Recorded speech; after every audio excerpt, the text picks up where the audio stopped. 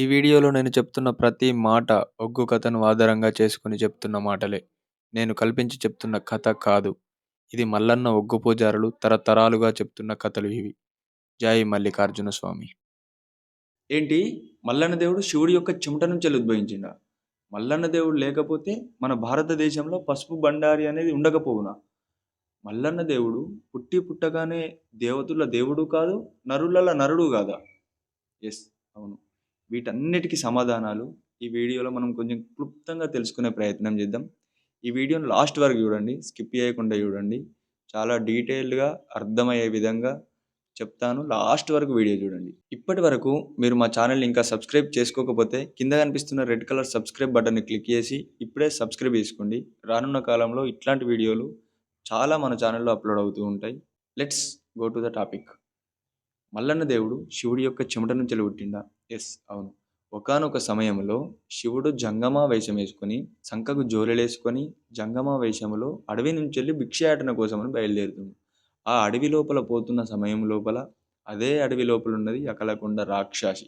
ఆ రాక్షసి ఈ జంగమయ్యను చూసి దానికి అడవి లోపల తిందామంటే ఏం లేకపోతే ఈ జంగమయ్యను తిందామని జంగమయ్య పడబడుతుంది. అప్పుడు శివశంకరుడు తన దగ్గరున్న త్రిశూలం తీసుకొని ఆ రాక్షసిని చంపుతుంటే రాక్షసి యొక్క రక్తధార భూమి మీద పడి 1000 కోట్ల రాక్షసులు ఉడుతున్నాయి. ఒక్క రాక్షసిని చంపితే 1000 కోట్ల రాక్షసులు ఉడుతున్నాయి. జంగమయ్య తరం కాలేదు. అప్పుడు జంగమయ్య శివశంకరుడు పరుగుదీస్తున్నాడు అడవి లోపల. పరుగు తీయంగా భగవంతుని బొమ్మనందున చెమట పుట్టింది.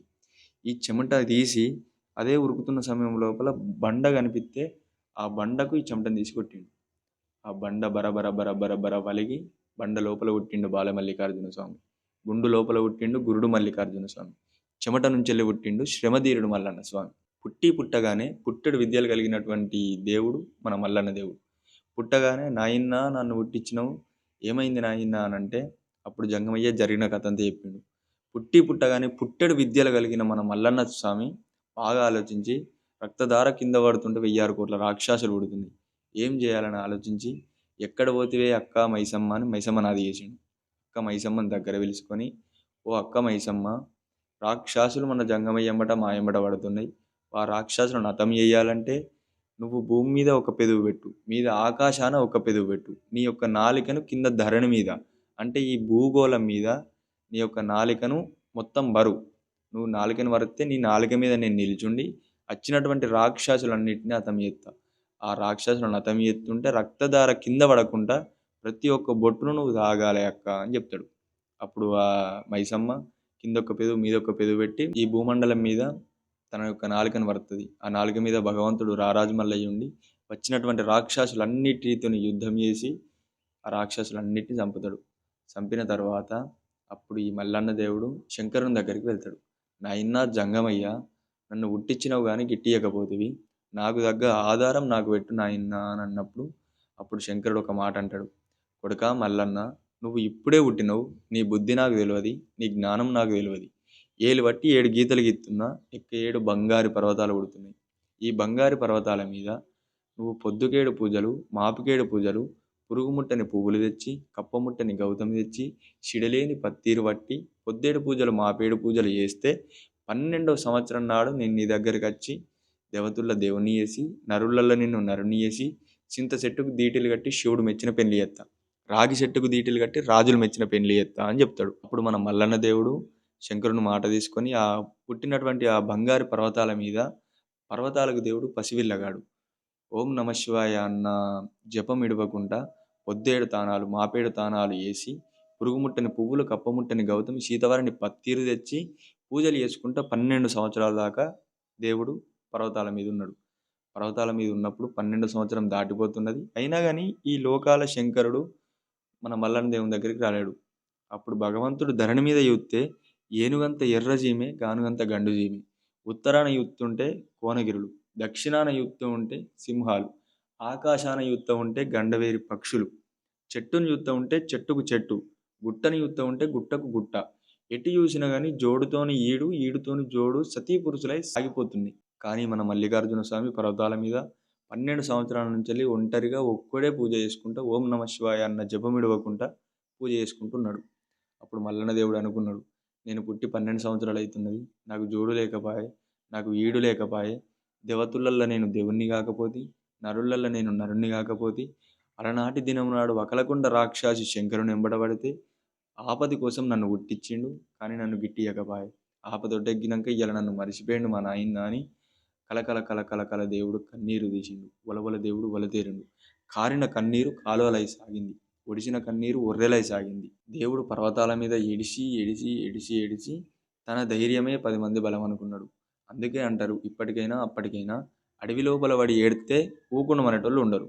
ఆత్మలేని సుట్టిరికం చేస్తే కూసుండమనేటోళ్ళు ఉండరని అప్పుడు భగవంతుడు రారాజు మల్లయ్య తన ధైర్యమే 10 మంది బలం అనుకున్నాడు. ఇప్పుడే ఈ క్షణమే మా నాన్న శంకరుని దగ్గరికి నేను వెళ్ళిపోయి నాకు తగ్గ పిల్లను నేను ఎంకులాడకచ్చుకుంటా. దేవతల్లో దేవుణ్ణి చేసుకోమని చెప్తా, నరులలో నరుణ్ణి చేసుకోమని చెప్తా అని పర్వతాలను వదిలిపెట్టి శంకరుని దగ్గరికి బయలుదేరుతాడు. పోతున్న సమయం లోపల కన్నతల్లి పార్వతి ఉన్న పంచాదిగిరులకు మొదట పోయి వెనకసీరి మా శంకరుని దగ్గరికి పోతా అని కన్నతల్లి దగ్గరికి పోతాడు మన మల్లన్న దేవుడు.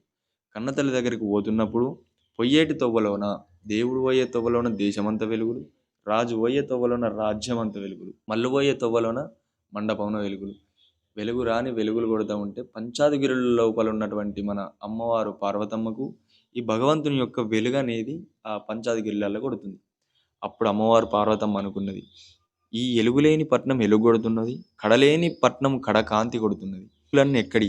దొంగవాడొచ్చిండా, చోరివాడొచ్చిండా, పగవాడు వచ్చిండా, పాలివాడు వచ్చిండా, నా కొడుకు రారాజు మల్లయ్య వచ్చిండా, నాకు కావలసిన వాళ్ళు వచ్చిర్రా అని చెప్పి అమ్మవారు పార్వతమ్మ పక్కనే ఉన్నటువంటి కలికి సోనాల బావి బయటికి వెళ్ళిపోయి, ఒకవేళ ఈ వచ్చినవాడు దొంగవాడో చోరువాడో లంగనో దొంగనో అయితే ఈ అరచేతి తీసి నేను నీళ్ళ మీద మోపుతా. 3 రక్త బుగ్గలు ఇట్లా బయటకత్తే అచ్చినోడు దొంగనో లంగనో అవుతాడు.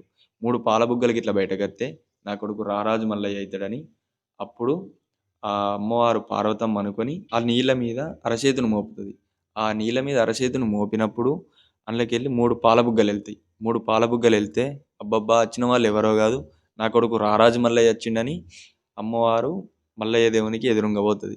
ఎదురుంగ పోయి కొడుకా రారాజు మల్లయ్య, రారా కొడుక నా చిన్ని కుమార అని ఎగేసి కొడుకుని ఎడమ సంగకేసుకొని లోగిల లోపలికి తీసుకొస్తుంది. లోగిల లోపలికి తీసుకొచ్చినప్పుడు తినరా కొడుక మల్లన్న అంటే అప్పుడు మల్లన్న దేవుడు ఇటు వెళ్తే అటు చూస్తాడు, అటు వెళ్తే ఇటు చూస్తాడు. ఏమైందిరా కొడుక నిన్ను ఇవ్వలేమన్నారు? పాలువాడు కొట్టిండా, పగవాడు కొట్టిండా, ఇత్రుడు శత్రుడు దొంగ చోరివాడు ఎవరన్నా కొట్టిండా?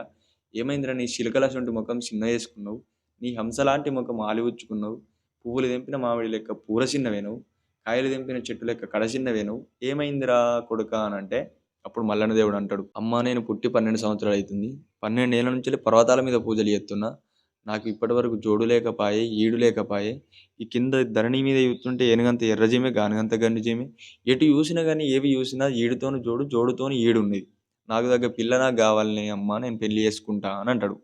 అప్పుడు అమ్మవారు పార్వతమ్మ అంటది, కొడుకా రారాజు మల్లయ్య నీకు దగ్గర పిల్ల కావాలంటే నా తరం కాదురా నీకు దగ్గర పిల్లని చూసుడు, మీ నాయన లోకాల శంకరుడు అయితే నీకు దగ్గర పిల్లని నీకు చూసి పెడతాడు అని అంటే ఎక్కడున్నాడు మా నాయన అని అంటాడు. కైలాసం లోపల మీ నాయన జంగమయ్యి ఉన్నారా, ఆడికి వెళ్ళిపో, అక్కడనే దేవానా దేవతలందరూ సభ పెట్టుకొని ఉన్నారు, ఆ కైలాసపట్నం లోపల మీ నాయన ఉన్నాడు, మీ చిన్నబాబు విష్ణు ఉన్నాడు, చిన్నబాబు బ్రహ్మ ఉన్నాడు, వీళ్ళందరూ అక్కడనే ఉన్నారు, ఆడిపోతే నీకు దగ్గర పిల్ల నీకు దొరుకుతుందిరా అని అంటాడు.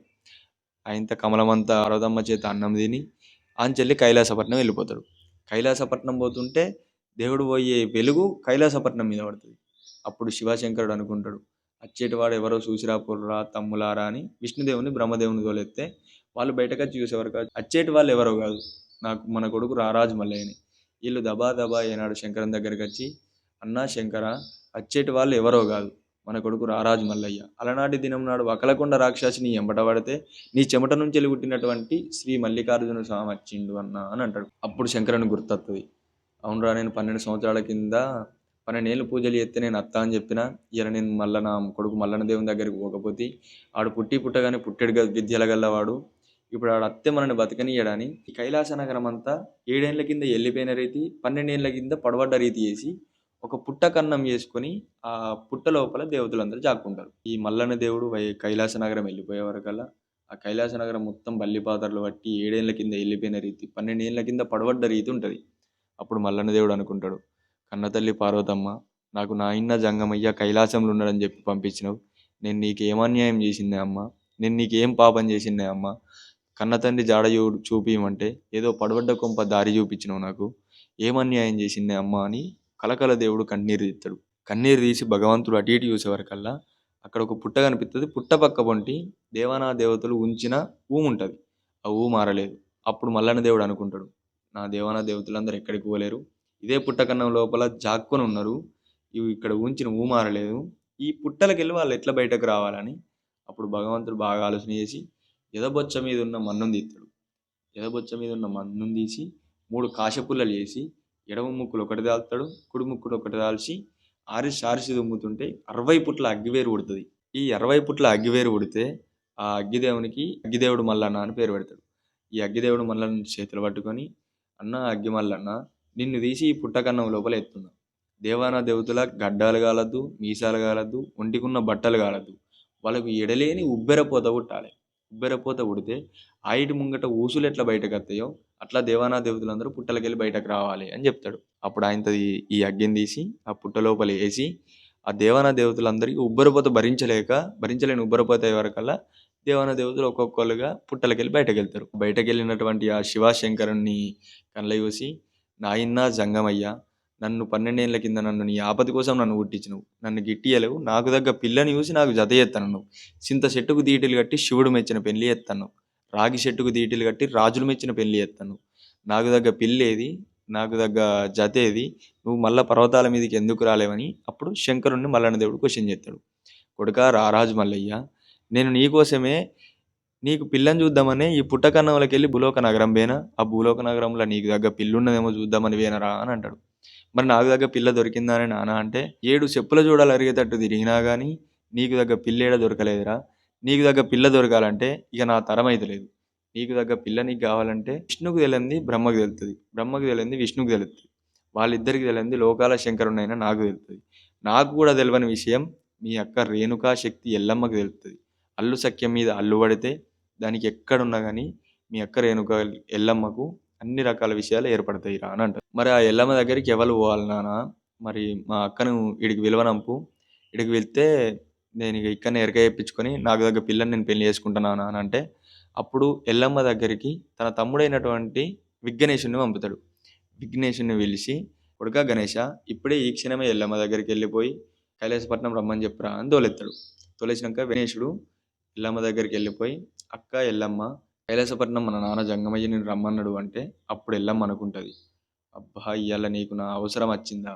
అలనాటి దినం నాడు నా భర్త మునిరాజు చావు బ్రతుకులలో ఉన్నప్పుడు సత్యాన బోనం అంటే నాకు తెలియదు నాన్న, నాకు సెలవు పెట్టు నాన్న అంటే అప్పుడు ఈ లోకాల శంకరుడు జంగమయ్య, సత్యాన బోనం నాకు తెలియదు, నేను నీకు సెలవు పెట్టడం కాదు, నువ్వు నేను చూసి నన్ను పెళ్లి చేసుకోలేవని మెడలు పట్టుకొని వెళ్ళగొడతాడు ఎల్లమ్మను.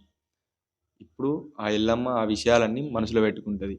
ఇవాళ నీకు నా అవసరం వచ్చింది, నేను ఇప్పుడే ఈ క్షణమే 7,000 దండు నేను వెనకేసుకొని 3,000 దండును ముంగటేసుకొని నీ మీదికి వచ్చి ఇలా నేను ఆడ యుద్ధం చేసి నిన్ను ఓడించి నేను ఆ కైలాసానికి నా కొడుకు పరశురాముని వారసుని చేస్తా అని ఎల్లమ్మ బయలుదేరుతుంది. ఈ ఎల్లమ్మ బయలుదేరుతున్న సమయం లోపల అప్పుడు మల్లన్న దేవుడు అనుకుంటాడు, ఇంకా రాబాయ మా అక్క రేణుక ఎల్లమ్మ, ఇంతసేపు అవుతుంది మేము పిలువనంపి పోయొచ్చిన విఘ్నేశ్వరుడు వచ్చిండు, మరి ఎల్లమ్మ ఇంకా రాకపోయా, అడ్డడి గవ్వలతోని అల్లిన బుట్టిని పట్టుకొని మా అక్క వచ్చి నాకు ఎరక చెప్తే నాకు పిల్ల దొరుకుతుందని అప్పుడు మల్లన్న దేవుడు అనుకుంటాడు. ఇంకా రాపాయని అరచేతి లోపల అంజనాలు వేసుకొని చూస్తే అప్పుడు రేణుకా ఎల్లమ్మ 7,000 దండును వెనక పెట్టుకున్నది, 3,000 దండును ముంగట పెట్టుకున్నది. ఆ దండునంతా తీసుకొని కైలాస నగరం మీద యుద్ధం కోసం వస్తుంది. ఇక్కడ విలిసిందేమో ఎరక చెప్పడానికి కోసం, కానీ ఎల్లమ్మ పాత విషయాలు మనసులో పెట్టుకొని కైలాసం మీద యుద్ధం చేయడానికి వస్తుంది.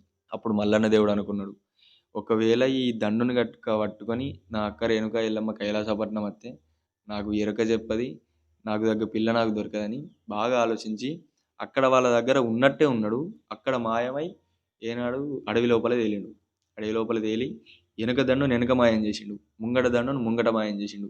రేణుకా ఎల్లమ్మ దగ్గరికి పోయి పాదాలు పట్టుకొని, అక్క ఎల్లమ్మ, నిన్ను కైలాసానికి రమ్మన్నది నాయన జంగమయ్య నా కోసమే, నాకు దగ్గర పిల్ల ఎక్కడుందో నాన్న జంగమయ్యకు తెలుస్తుందట, నువ్వు అల్లుబండ మీద అల్లుబట్టి అల్లు సఖ్యం మీద చూస్తే నాకు దగ్గర పిల్ల తెలుస్తుందటనే, నాకు దగ్గర పిల్లని చూసి చెప్పు అక్క అని కాలు పట్టుకుంటాడు. అప్పుడు రేణుకా ఎల్లమ్మ కోపాన్నంతా చాలించి, తమ్ముడా మల్లయ్య, నీకంటే ఎక్కువ నాకెవరు ఉన్నారు, నాకంటే ఎక్కువ నీకెవరు ఉన్నారా అని అదే ఒక అడవి లోపల ఒక గుండు మీద అల్లు పట్టి వస్తుంది. అల్లు పట్టి చూస్తూ ఉంటే అప్పుడు రేణుకా ఎల్లమ్మకు అల్లు పడుతుంటే అల్లుకు మారళ్ళు అడ్డమవుతుంది. ఈ మారళ్ళు ఏమడ్డమవుతున్నది అంటే దేవానా దేవతలందరూ సృష్టి లోపల ఉన్న ప్రతి ఒక్క దేవుడు యూబిదితోని కళ్యాణం చేసుకున్నాడు. కానీ మన భగవంతుడు రారాజు మల్లయ్య యూబిదితోని కళ్యాణం చేసుకున్నాడు అంటే యూబిది కళ్యాణం వెళ్తాడు. మరి ఎట్లున్నది మన దేవుని కళ్యాణం అంటే బండారుతోని బాసంతం ఆడవంతు ఉన్నది. తమ్ముడా మల్లయ్య నీకు యూబిది కళ్యాణం లేదు, అల్లకు మారళ్ళు అడ్డం వస్తుంది. ఈ మారళ్ళు నీకు బండారి బాసంతం ఉన్నది రా తమ్మ అని చెప్తుంది. మరి అట్లయితే అట్లా ఈ బండారితో పెళ్లి చేసుకుంటానే అక్క అని అంటాడు. ఆ బండారి నువ్వు పెళ్లి చేసుకుంటావు కరెక్టే. ఈ బండార్ అనేది మన దేశం లోపల లేదు, ఇక్కడ నీకు ఎక్కడ కూడా దొరకది. ఈ బండార్ అనేది అరబ్బీకి 60 ఆమడ దూరంలో ఉన్న మక్కా మదీనా కోట లోపల ఉన్నది. ఇక్కడ లేని బండారు అక్కడ ఎట్లా పుట్టింది అంటే, అలనాటి దినం నాడు శివశంకరుని దగ్గర ఒక గంగి మైల ఉండే. దానికి ఎడమన ఎండి కొమ్ము, కుడిన రాగి కొమ్ము, నట్టనడుమున్నది బంగారు కొమ్ము. అయితే దానికి 2 రెక్కలుండే, రెక్కలు కలిగిన డేనువ. అయితే ఒకానొక సందర్భంలో కైలాసంలో, వైకుంఠంలో, బ్రహ్మపురి పట్టణం లోపల దానికి తిందామంటే పచ్చని పురెక్కడ దొరకలేదు. ఈ రెక్కలు కలిగి ఉన్న డేనువ కాబట్టి రెక్కలు కొట్టి గగనమందు పోతుంటే దానికి అరబ్బీకి 60 ఆమడ దూరంలో ఉన్న ఈ మక్కా లోపల పచ్చని పురి కనిపించింది. పంపులతోని ఆడ నీళ్లు పడుతుంటే అక్కడ పచ్చని పురి మొలిసింది. ఆ పచ్చని పురి చూసి రెక్కలు కొట్టి ఆ మక్క లోపల దునికి అక్కడ ఉన్న గడ్డంతా మేసి సప్పెంటలు వస్తుంది. ఒక్కరోజు పోయింది, 2 రోజులు పోయింది, 3 రోజులు పోయింది. అక్కడ ఉన్నటువంటి కాపలాదారులకు అనుమానం వస్తుంది. వేసిన తలుపులు వేసినట్టే ఉన్నాయి, మూసిన గొల్లాలు మూసినట్టే ఉన్నాయి. మరి ఎక్కడి నుంచి ఏ దొంగడు వచ్చి ఈ గడ్డంతా కోసుకపోతుండో వాళ్ళకి అర్థమవుతలేదు. ఇక చూసి చూసి అక్కడున్న కాపలాదారులు అక్కడ ఉన్నటువంటి వాళ్ళ రాజుల దగ్గరికి పోయి, అయ్యా రాజవర్య, వేసిన తాళం వేసినట్టే ఉంది, మూసిన గొలుసు మూసినట్టే ఉంది, పొద్దున్న దాకా తెల్లం దాకా మేము కావాలే ఉంటున్నాం, కానీ ఎక్కడి నుంచి ఏ దొంగోడు వచ్చి ఈ గడ్డి కోసుకపోతుండో అర్థమవుతలేదు, మన పచ్చని పురి మొత్తం రోజంత కాలవుతుంది అని చెప్తాడు. అప్పుడు అక్కడ ఉన్నటువంటి ఆ రాజులు ఇక మనమే పోయి కావాలందాం ఒక రోజు అని 7గురు వచ్చి ఆ మక్కా లోపల కావాలంటారు. ఇక అలవాటైన పానం అంగడంగడ అన్నట్టు ఈ రెక్కలు కలిగిన డేనువ మళ్ళా రెపరెపరెప రెక్కలు కొట్టి ఆ మక్కా మదీనా కోటకు పోతుంది. మక్కా మదీనా కోట లోపల ఆలి ఏనాడు అక్కడున్న పచ్చని పురంతా కడుపు నిండా మేసి మళ్ళీ రెపరెపరెపరెప రెక్కలు కొట్టే వరకల్లా ఆ పండుకున్నటువంటి 7గురు రాజులు లేస్తారు. ఈ రెక్కల అలికిడికి ఆ రాజులు లేచి నిలబడ్డాక ఈ ఆవు గగనమందున ఎగిరిపోతున్నది. అందులో ఒక రాజు తన చేతుల్లో ఉన్న బల్లెం తీసుకుని ఆవు మీదకి కొడతాడు. ఆవు మీదకి కొడుతుంటే ఆ ఆవు ఆ బల్లెం నుంచి తప్పించుకుంటుంది. అప్పుడు వాళ్ళు తొడిగేటువంటి ఆ ఉక్కు పాపూస 60 మూరలు ఉంటుంది. ఆ 60 మూరల పాపూస తీసి ఏనాడు మన ఆవు కొడుతుంటే ఎడమన ఎండి కొమ్ము తప్పింది, కుడిన రాగి కొమ్ము తప్పింది. నట్టనడుము ఉన్నటువంటి ఆ బంగారు కొమ్ముకు ఈ పాపూస పోయి చిక్కితే ఆ రాజులకు ఉన్నటువంటి బలమంతా ఉపయోగించి ఆవును గుంజిరు. గుంజే వరకల్లా ఆవు అట తప్పించుకున్నది. ఈ నట్టనడుము ఉన్నటువంటి బంగారు కొమ్ములు వేసొచ్చి మక్కా మదీనా కోట లోపల భూమిలో చొచ్చుకపోయింది. ఆ భూమి లోపల చొచ్చుకపోయినప్పుడు చొచ్చుకపోయిన గడియ లోపల ఇత్తులేని 24 చెట్లు పుట్టినాయి. మన మందులకు ఆరోగ్యం విషయంలో మన వైద్య రంగానికి పనిచేసేటి 12 రకాల మొక్కలు, మనం తినడానికి పనిచేసేటి 12 రకాల మొక్కలు ఆ రోజున ఆ మక్కా లోపల ఉద్భవించినాయి. అందులోనే చాలా ప్రాముఖ్యత కలిగినది ఈ బండారి కొమ్ము. అప్పుడు బంగారు కొమ్ము, ఇప్పుడు బండారి కొమ్ము. అప్పుడు పశువు కొమ్ము, ఈనాడు పసుపు కొమ్ముగా మారింది అని చెప్పినాక మల్లన్న దేవుడు, సరే పర్వాలేదక్క, నేను ఇప్పుడే ఈ క్షణమే ఆ రాజ్యం వెళ్ళిపోయి ఆ బండారిని నేను తెచ్చుకుంటా అక్క అని అంటది. అప్పుడు రేణుకా ఎల్లమ్మ, తమ్ముడా నువ్వు బండారు తెచ్చుకున్నాడు సామాన్య ముచ్చట కాదు, అక్కడ ఉన్న రాజులు సామాన్య మనుషులు కాదు, నువ్వు పోతే ఆడ బండారు దొరకదు, ఈ పెళ్ళొద్దు మన్నొద్దు మానుకొని ఉండురా తమ్మ అని చెప్తాడు. లేదు లేదు నేను ఇంటోని కాదక్క, నేను ఇప్పుడే ఈ క్షణం వెళ్ళిపోతా, బండారు తెచ్చుకుంటా, పెళ్లి చేసుకుంటా అని చెప్తాడు. తమ్ముడా నువ్వు ఈ దేవతా రూపంలో పోతే నీకు బండారు దొరకదు, నువ్వు వాళ్ళకు తగ్గ వాళ్ళ రాజుల యొక్క గురువు వేషం వేసుకుని పోవాలిరా తమ్మ అని చెప్తుంది. మరి గురువు వేషం అంటే ఎట్లా, కళ్ళకు కాటుక పెట్టాలి, నెత్తికి టోపు పెట్టాలి, తురుకులకు తగ్గ తురుక గురువు వేషం వేయాలిరా అని చెప్తుంది. సరే పర్వాలేదని భగవంతుడు ఆ దేవతా రూపాన్ని ఇడిచిపెట్టి మానవ రూపంలో తురుకులకు తగ్గ తురుక గురువు వేషం వేసుకుని మక్కా మదీనా కోట లోపలికి పోతాడు. ఆ మక్కా మదీనా కోట లోపల ఈ రాజులందరూ నా చేతికి ఎట్లా రావాలని పచ్చని చెట్టు కింద కూర్చుండి 7 ఊర్లు కాలినట్టు 10 ఊర్లు కాలినట్టు పొగలేపుతాడు. ఈ పొగంతా ఎక్కడిదని అక్కడ ఉన్నటువంటి కొంతమంది ఆడోళ్ళు చూసి గజ గజ గజ గజ వనికి ఈ 7గురు రాజుల దగ్గరికి వచ్చిరు. అయ్యా రాజవర్య, మీకంటే దండోళ్ళు అసలు లేనే లేరన్నారు. కానీ ఎక్కడి నుంచెలో ఎవరో వచ్చిర్రు, అక్కడ 7 ఊర్లు 10 ఊర్లు కాలినట్టు పొగలేస్తుంది, అతన్ని చూస్తే నాకు భయం అవుతుంది అన్నాక మరి ఈ 7గురు రాజులకు కూడా భయం అవుతుంది ఈ ముచ్చట తెలిసినాక. మన దగ్గరికి పోవాలంటే ఓళ్ళు పోవాలి, మన కింద ఉన్న పారా జమాన్లను తోలేద్దామని ఇక్కడున్న జమాన్ని మలయ దేవుని దగ్గరికి పంపారు. పంపిన తర్వాత ఈ జమాన్ పోయి మలయ దేవుని దగ్గర చూసి, అయ్యా ఎవరు మీరు, ఎక్కడి నుంచి వచ్చినాము అంటే, నా పేరు మలుకు మల్లోజీ. నేను మీ గురువును. మీకు గురుబోధ చెప్పడానికి వచ్చిన. చెవుల గోపం చెప్పాలే, చేతుల తీర్థం పొయ్యాలే. అందుకోసమే నేనొచ్చిన. మీ రాజుల్ని రమ్మను అని చెప్తాడు. చెప్పిన తర్వాత ఈ పారాజమన్ ఆ రాజుల దగ్గరికెళ్ళిపోయి, అయ్యా రాజవర్య, వచ్చిన వాళ్ళు ఎవరో కాదు. మీకు తగ్గ గురువట. మీకు చెవుల గోపం చెప్పేది ఉందట, చేతుల తీర్థం పోసేది ఉందట. ఒక గురువు వచ్చిండట అని చెప్తారు. అప్పుడు ఆ తురకరాజులు అనుకుంటారు, గురువు ఎన్నడలేని గురువు ఇయ్యాల ఎట్లా వచ్చిండు? అసలు ఇది ఎక్కడ గురువు? ఒకసారి మా కన్నతల్లిని అడుగుదామని ఆ కన్నతల్లి దగ్గరికి పోతారు ఈ రాజులు. కన్నతల్లి దగ్గరికి పోయినప్పుడు, అమ్మ మనకి ఎక్కడన్నా గురువు ఉన్నాడా? ఇవరకు మనకి ఎప్పుడన్నా గురుబోధ చేసిండా? ఇవరకు ఎక్కడి నుంచెల్లన్నా ఏ గురువు అన్న వచ్చిండా అంటే, అప్పుడు వాళ్ళ అమ్మ చెప్తుంది, అవును కొడుకా, మనకు ఒక గురువు ఉండే. మనకు 12 ఏళ్ళకి ఒకసారి 20 ఏళ్ళకి ఒకసారి ఒక గురువు వస్తుండే. వచ్చి మనకు గురుబోధ చేస్తుండే. ఈ గురుబోధ చేసి తన రాజ్యం తను వెళ్ళిపోతుండే. కానీ ఈ మధ్యన చాలా ఏళ్ళ నుంచి మనకు రాలేడు కొడుకా అంటే, ఎందుకురా ఏమైంది అని అడుగుతుంది. ఎక్కంచెలో గురువు వచ్చిండట. ఆ 7 ఊర్లు కాలినట్టు 10 ఊర్లు కాలినట్టు పొగలేపుతుండట. ఆ గురువు మరి ఈ ఈ గురువే ఆ గురువు కావచ్చు. చూసేద్దామని కుచ్చులు యాపిన పచ్చని పల్లాకి తీసుకొని మల్లయ్య దేవుని దగ్గరికి ఈ 7గురు రాజులు వాళ్ళ తల్లి వెళ్ళిపోతారు. వెళ్ళిపోయినప్పుడు వీళ్ళందరూ సలాం సలాం సలాం అని అంటారు. అప్పుడు మల్లన్న దేవుడు అనుకున్నాడు, నేను ఈ గడ్డ మీద అడుగుపెట్టిన ముహూర్తాన వీళ్ళ పలకరింపు లోపల నా పేరు రావాలి, వీళ్ళ మాట లోపల నా పేరు రావాలని. అప్పుడు భగవంతుడు, బిడ్డ మీరు అనాల్సింది సలాం కాదు, సలాం అలైకుం అనాలని ఈ మల్లయ్య దేవుని పేరు అనలచ్చేటట్టుగా ఆ రోజున పెట్టిండు. దాని తర్వాత వీళ్ళ అమ్ముండి తన చేతి లోపల ఉన్నటువంటి ఆ పూల మాలను పూల అక్షింతలను తీసి దేవుని మీద చల్లుతుంది. అప్పుడు భగవంతుడు అనుకున్నాడు, వీళ్ళ తల్లి ఇయ్యాల విధవరాలు, ఈ విధవరాల చేత నాకు పూల అక్షింతలు పడ్డాయి. ఈ అక్షింతలు పడ్డ ముహూర్తాన రేపటి రోజున నాకు కళ్యాణం జరిగినప్పుడు, నా పేరు మీద పట్నాలు పండగలు జరిగినప్పుడు విధవరాలు కూడా నాకు అక్షింతలు వేయచ్చు, ఎలాంటి పాప దోషం ఉండదు అని ఆ రోజున దివనార్తి పెట్టిండు. మన నర మానవులకు ఎవరికైనా లగ్గాలు జరిగినప్పుడు విధవరాల చేత అక్షింతలు వేపియరు. కానీ మన భగవంతుడు రారాజు మల్లయ్య పెళ్లి జరిగినప్పుడు విధవరాల చేత కూడా అక్షింతలు వేపియచ్చు, ఎలాంటి తప్పు లేదు అని ఆ రోజున దివనార్తి పెట్టిండు. ఈ వచ్చినటువంటి ఈ రాజులందరూ ఆ మల్లయ్య దేవుని ఎదుర్కొని కుచ్చులు యాపిన పచ్చని పల్లాకిలా తీసుకుని రాజ్యంలోకి తీసుకెళ్లారు. ఈ వచ్చినటువంటి 7గురు రాజులల్లా ఒక రాజు మాత్రం మల్లయ్య దేవుని అసలే నమ్ముతలేడు. వచ్చినటువంటి గురువు నిజమైన గురువు అబద్ధం గురువు అని మనకి ఎప్పుడూ ఒక డౌట్ అనేది మది లోపల ఉన్నది. ఈ డౌట్ని తీసుకుపోయి ఆ మిగతా రాజులకు చెప్పిండు. చెప్పిన తర్వాత మరి గురువు యొక్క భక్తి మనం కనలై చూడాలి. నిజంగా గురువు అవునా కాదా? మరి ఏం చేద్దాం? నువ్వు ఇక్కడనే మా కోట లోపల కొన్ని రోజుల దాకా మా దగ్గర పనిచేయి. నీ మాట నీ భక్తిని చూసి అప్పుడు మేము నువ్వు నిజం గురువా అబద్ధం గురువా తెలుసుకుంటాము అని అన్నప్పుడు, అప్పుడు మల్లన్న దేవుడు వచ్చింది బండారి కోసం. వాళ్ళు ఏం చెప్పినా చెయ్యాలి, ఎట్లయినా తీసుకొని పోవాలి అని చెప్పి మల్లన్న దేవుడు, సరే పర్వాలేదు, ఏం పని చేయమంటారు అని అంటాడు. మాకున్న పూల తోటలల్లా కొన్ని రోజులు కావాలండు అని అంటాడు. అప్పుడు మల్లన్న దేవుడు సరే పర్వాలేదని ఆ రోజు గడిచినాక మరుసటి రోజు నుంచి పూల తోటలకు కావలి పోతాడు. దేవుడు పూల తోటలో అడుగుపెట్టిన ముహూర్తాన పుయ్యని చెట్లన్నీ పూతలు పడుతున్నాయి, కాయని చెట్లన్నీ కాతలు పడుతున్నాయి. ఒక గంప వెళ్ళే పూలను 2 గంపల పూలు తీస్తుండు, 2 గంపల పూలను 4 గంపల పూలు తీసుకుపోతుండు. ఇట్లా ఒక రోజు 2 రోజులు 3 రోజులు 4 రోజులు అట్లా కొన్ని రోజులు గడుపుతున్నది. ఈ పూల తోటల కావలున్న సమయం లోపల ఒక్కొక్క కోట కనిపిస్తుంది. ఈ 7గురు రాజులల్లా ఒక రాజును బాగా సోపతి చేసుకొని పూల తోటలకు వచ్చినాక, ఈ కోట ఏంటిది, అదేంటిది, ఇదేంటిది, అక్కడ ఒకటి ఉన్నది, ఇక్కడ ఒకటి ఉన్నది, వీటి సంగతి ఏంటిది అని ఆ రాజును అడుగుతాడు. అప్పుడు ఆ రాజు చెప్తాడు, ఇక్కడ ఉన్నటువంటిది కంచుకోట, కలియకోట, రాగికోట, రంభకోట, ఇత్తడి కోట, పుత్తడి కోట, వీటికంటే నట్టనడం ఉన్నది బంగారు బలికోట.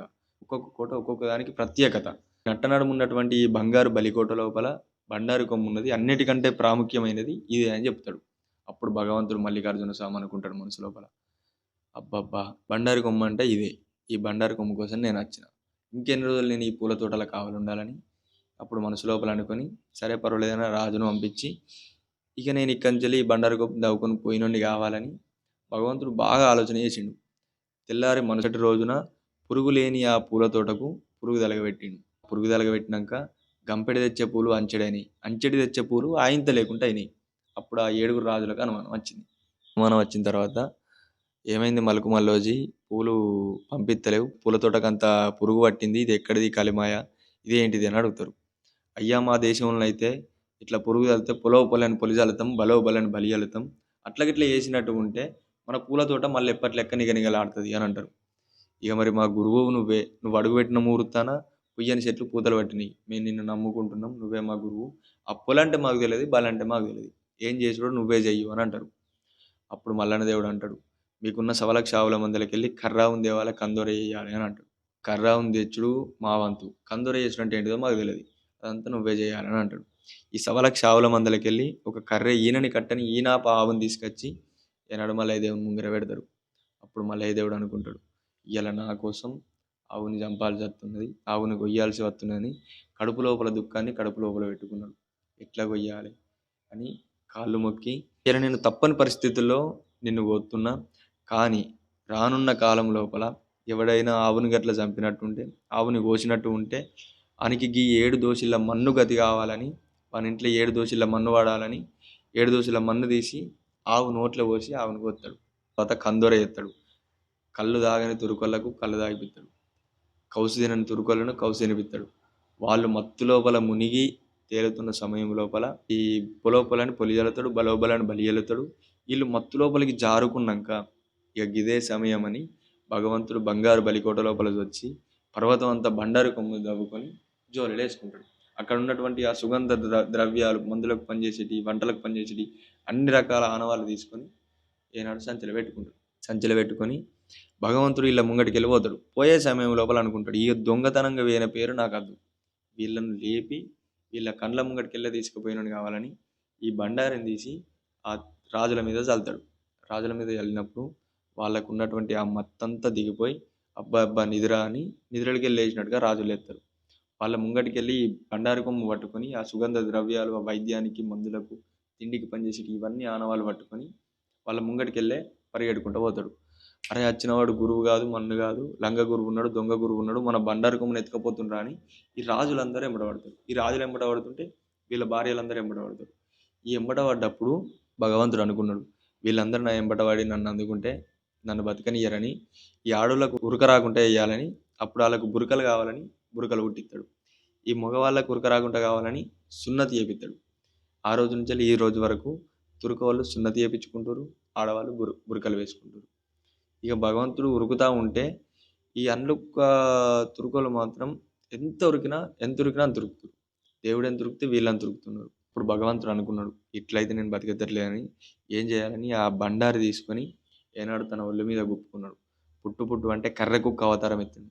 కర్రె కుక్క అవతారం ఎత్తి ఆ తీసుకుపోయినటువంటి ఆ బండారిని నాకుంటే ఎంగిలి చేసిండు. ఎంగిలి చేస్తానంటే వీళ్ళు మరిపోతారు కావచ్చు. కానీ ఆ తురుకోళ్ళు ఎంగిలి చేసినా కానీ ఈ కుక్కెంబడి పడుతురు. కుక్కెంబడి పడుతుంటే ఇక భగవంతుడు మల్లయ్యకు బాగా భయం వేసి, ఎక్కడ పోతివే అక్క ఎల్లమ్మ అని ఎల్లమ్మ నాది చేస్తాడు. ఎల్లమ్మ నాది చేయంగానే అక్క ఎల్లమ్మ పసివిల్ల అవతారం ఎత్తి 7,000 జడలతోని ఏనాడు ఆ గంగరేవుల మీద సముద్ర పొట్టు మీద తేలుతుంది. ఈ మల్లన్న దేవుడు ఆ పిల్ల దగ్గరికి పోయిన తర్వాత ఆ అక్క ఎల్లమ్మ మల్లన్న దేవుడిని ఒక యాపకాయంత లింగం చేసుకొని ఏనాడు జడ లోపల పెట్టుకుంటుంది. జడ లోపల పెట్టుకున్నాక ఈ రాజులందరూ ఆ పిల్ల దగ్గరికి వచ్చారు. ఇక్కడ కుక్క చెట్టువాయే, ఇక్కడ గురువా చెట్టువాయే అని అంటే, నాకు కుక్క తెలియదు, గురువు తెలియదు, నాకు ఏది తెలియదు అన్నాక వచ్చినటువంటి ఆ తురకరాజులు వచ్చిన ఆ గురువు తప్పించుకొని వేయండు.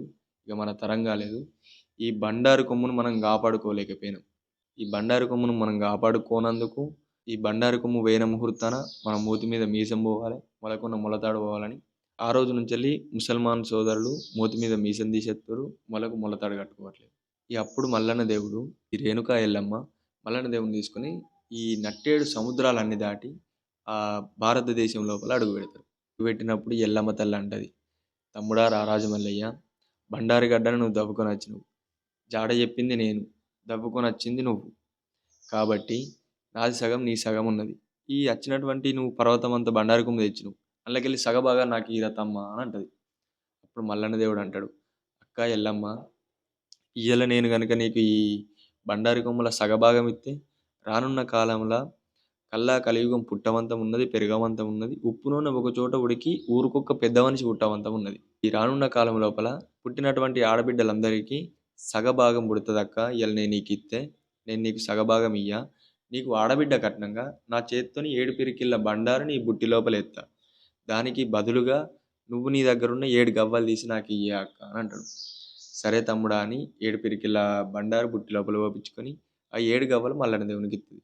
తమ్ముడా నీకు ఈ 7 గవ్వలు ఎందుకురా, నీకు ఈ గవ్వలతో ఏం పనిరా అని అప్పుడు ఎల్లమ్మ వెళ్ళి అడిగితే అప్పుడు మల్లన్న దేవుడు అంటాడు, అక్క ఎల్లమ్మ, రానున్న కాలం లోపల నా పేరు మీద పట్నాలు జరగవంత ఉన్నాయి, పండుగలు జరగవంత ఉన్నాయి. నా పేరు మీద పట్నాలు, పండుగలు, కళ్యాణం జరిగినప్పుడు ఈ ఒగ్గు వాళ్ళు నా పేరు మీద గుట్టబంధం ఉన్నది. ఈ ఒగ్గోళ్ళ మెడకు ఈ 7 గవ్వలతోని అల్లిన దర్శనాన్ని మెడకు పెట్టుకొని, నా కాళ్ళ కింద కర్రె కుక్క లెక్క మొరిగిచ్చుకొని, నా పూజ చేపించుకుంటా అక్క అని చెప్తది. సరే పర్వాలేదు తమ్ముడా అని ఈ 7 గవ్వలు మల్లన్న దేవుడు తీసుకొని 7 పిరికిల బండాను అక్క చేతికిత్తడు. అప్పుడు మల్లన్న దేవుడు అడుగుతాడు ఎల్లమ్మను. ఏమని? అక్క ఎల్లమ్మ, మనం కోరుకున్న బండారు మన చేతికొచ్చింది. ఇక నాకు దగ్గ పిల్ల జాడ ఎక్కడుందో అల్లు మీద చూసి నాకు దగ్గ పిల్ల ఎక్కడుందో చెప్పే అక్క అని అంటది. అప్పుడు ఆ ఎల్లమ్మ అల్లు చూసి మల్లన్న దేవునికి చెప్తది. తర్వాత మల్లన్న దేవుడు మేడలమ్మను, కేతమ్మను ఇద్దరిని పెళ్లి చేసుకొని అవతారం ఆడికి చాలించవంతం ఉన్నది. దాని తర్వాత రెండవ అవతారంగా కాపు నీలమ్మ, ఆదిరెడ్డి గర్భాన పుట్టి అప్పుడు మళ్ళీ ఒక ఇద్దరు భార్యల్ని పెళ్లి చేసుకుంటాడు. అవన్నీ ఎలా ఉంటాయి అనేది ఒక్కొక్కటి ఒక్కో స్టోరీ విధంగా ప్రతి ఒక్క దాని గురించి క్లుప్తంగా తెలుసుకుందాం. ఇప్పటి వరకు ఈ వీడియోని కనుక మీరు ఇంకా చూస్తుంటే ధన్యవాదాలు. ఎంతో కొంత నేను చెప్పే విషయాలు మీకు అర్థమవుతున్నాయి అని అనుకుంటున్నా. మీకు కనుక నేను చెప్పే విషయాలు మంచిగున్నాయి అనిపిస్తే లైక్ బటన్ ప్రెస్ చేయండి. ఇప్పటివరకు మీరు మా ఛానల్ని సబ్స్క్రైబ్ చేసుకోకపోతే ఇప్పుడే కిందున్న రెడ్ కలర్ సబ్స్క్రైబ్ బటన్ నొక్కి సబ్స్క్రైబ్ చేసుకోండి. మీరు ఒక్కొక్క సబ్స్క్రైబ్ చేస్తే నాకు చాలా బూస్టింగ్ ఉంటుంది. ఇలాంటి మరెన్నో కథల్ని మీ ముంగడికి పట్టుకొచ్చే ప్రయత్నం చేస్తా. నేను చెప్పినటువంటి ఈ ప్రతి ఒక్క విషయం నేను కల్పించి చెప్తుంది, పుట్టించి చెప్తున్నది కాదు.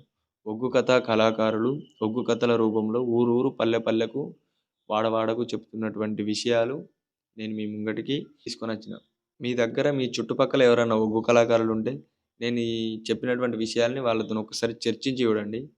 ప్రతి ఒక్క విషయం ఒగ్గు కళాకారులు చెప్పేటువంటి విషయాలే నేను మీతో షేర్ చేసుకున్నాను. Thank you.